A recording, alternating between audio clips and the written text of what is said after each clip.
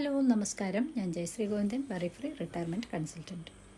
ഇന്നത്തെ നമ്മുടെ ചിന്താവിഷയം എന്ന് പറയുന്നത് നമ്മുടെ ലൈഫിൽ പ്രധാനമായും വേണ്ട ഒന്നാണ് ലൈഫ് ഇൻഷുറൻസും ഹെൽത്ത് ഇൻഷുറൻസും. അതുപോലെ ആരോഗ്യ ഇൻഷുറൻസിൽ വെയിറ്റിംഗ് പീരീഡ് എന്ന ഒരു കാര്യമുണ്ട്.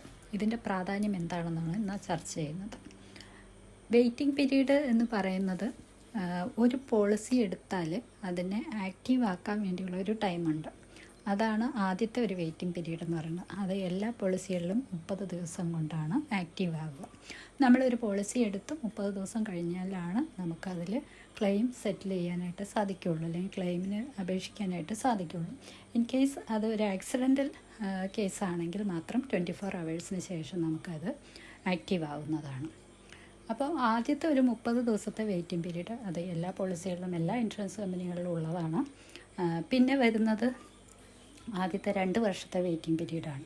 അതായത് നമുക്ക് സ്പെസിഫിക് ആയിട്ടുള്ള ചില അസുഖങ്ങളുണ്ട്, മരുന്ന് കഴിച്ച് നീട്ടിക്കൊണ്ടു പോകാൻ സാധിക്കുന്ന അസുഖങ്ങൾ.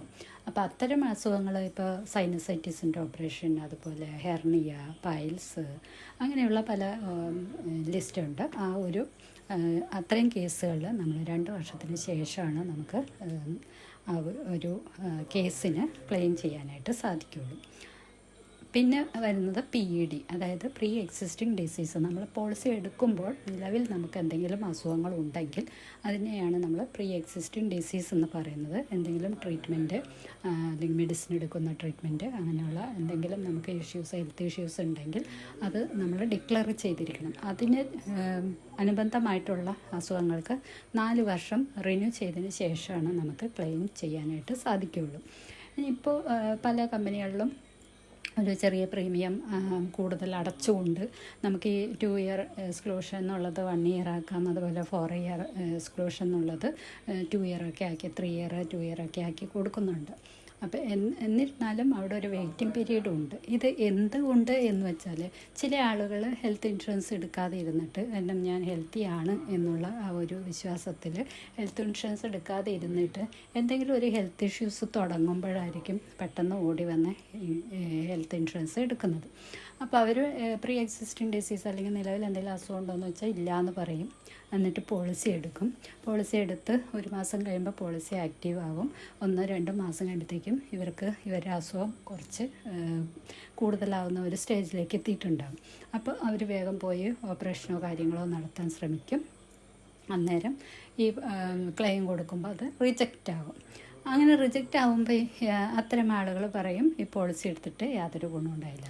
എന്തുകൊണ്ടെന്ന് വെച്ചാൽ അവരിത് മനസ്സിലാക്കുന്നില്ല.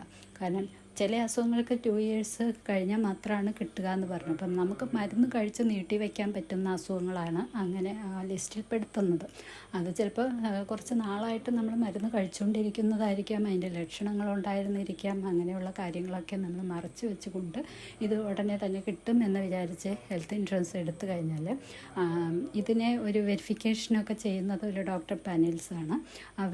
അവർക്ക് മനസ്സിലാവും ഈ അസുഖം കുറേ നാളായിട്ടുണ്ടായിരുന്നതാണ്, അല്ലെങ്കിൽ ഇത്ര പെട്ടെന്നൊന്നും അതെങ്ങനെ ആവില്ല എന്നും ഇത് കുറേ നാളായിട്ട് വന്നതായിരിക്കും. അവർ ഹിസ്റ്ററിയൊക്കെ നോക്കുമ്പോൾ ഇയാൾ കുറച്ച് നാളായിട്ട് മെഡിസിൻ കഴിക്കുന്നതാണ്, അല്ലെങ്കിൽ ഇതിൻ്റെ ലക്ഷണങ്ങൾ ഉണ്ടായിട്ടുള്ളതാണ് എന്നൊക്കെ അറിയാൻ പറ്റും. ഇദ്ദേഹത്തെ ചികിത്സിക്കുന്ന ഡോക്ടറും എഴുതി വയ്ക്കും ഇത്ര കാലമായിട്ട് ഇങ്ങനെ ഇതാണ് എന്നുള്ളത്.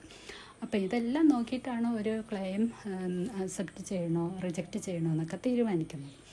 അപ്പോൾ അത്തരം കേസുകളിൽ അതിന് ക്ലെയിം കിട്ടാതെ വരാം. അപ്പോൾ അതുകൊണ്ടാണ് നമ്മൾ ഓരോ നിശ്ചിത അസുഖങ്ങൾക്ക് ഇത്ര വർഷം കഴിഞ്ഞിട്ട് കിട്ടുള്ളൂ എന്നൊക്കെ പറയുന്നത്. അപ്പം നമ്മളിതെല്ലാം മനസ്സിലാക്കിക്കൊണ്ട് വേണം ഒരു ഹെൽത്ത് ഇൻഷുറൻസ് എടുക്കാൻ. അവിടെ ഈ പറഞ്ഞ പോലെ വെയിറ്റിംഗ് പീരീഡ് എന്ന് പറയുന്നത് ഭയങ്കര പ്രാധാന്യമുള്ളതാണ്. അതുകൊണ്ട് തന്നെയാണ് നമ്മളെപ്പോഴും ഹെൽത്തി ആയിട്ടിരിക്കുന്ന സമയത്ത് പോളിസി എടുക്കുക എന്ന് പറയുന്നത്. കാരണം ഹെൽത്തി ആയിട്ട് ഇരിക്കുന്ന സമയത്ത് ഈ 2 വർഷത്തെ എക്സ്ക്ലൂഷനും 4 വർഷത്തെ എക്സ്ക്ലൂഷനൊക്കെ നമുക്ക് മാറിക്കിട്ടും. പിന്നെ നമ്മളൊരു ഹെൽത്ത് ഇഷ്യൂസൊക്കെ തുടങ്ങുന്ന ഒരു ഏജിലേക്കൊക്കെ എത്തുമ്പോഴേക്കും നമ്മൾ അവിടെ സ്ഥിരമായിട്ടുള്ളൊരു കസ്റ്റമറായിട്ട് മാറുന്നത് കൊണ്ട് നമുക്ക് ഈ എക്സ്ക്ലൂഷൻസ് ഒന്നും ഇല്ലാതെ തന്നെ ഏതൊരു അസുഖത്തിനും ക്ലെയിം കിട്ടുന്ന രീതിയിൽ, കവറേജ് കിട്ടുന്ന രീതിയിലേക്ക് മാറാനും സാധിക്കും. അപ്പോൾ ഈ ഒരു എപ്പിസോഡ് നിങ്ങൾക്കെല്ലാം ഉപകാരപ്പെടുന്നുവെന്ന് ഞാൻ വിചാരിക്കുന്നു. ഇത്തരം അറിവുകൾ വീണ്ടും ലഭിക്കാനായിട്ട് ഈ ചാനൽ സബ്സ്ക്രൈബ് ചെയ്യുക, ലൈക്ക് ചെയ്യുക. അതുപോലെ നിങ്ങൾക്കിത് ഉപകാരപ്പെടുന്നുണ്ടെങ്കിൽ നിങ്ങൾക്കത് മറ്റുള്ളവർക്ക് ഷെയർ ചെയ്ത് കൊടുക്കാം. എന്തെങ്കിലും വിധത്തിലുള്ള ക്വസ്റ്റ്യൻസോ എന്തെങ്കിലും ഉണ്ടെങ്കിൽ തീർച്ചയായിട്ടും താഴെ കമൻറ്റ് ചെയ്യുക. അടുത്തൊരു എപ്പിസോഡിൽ കാണും വരെ ടേക്ക് കെയർ. Bye bye.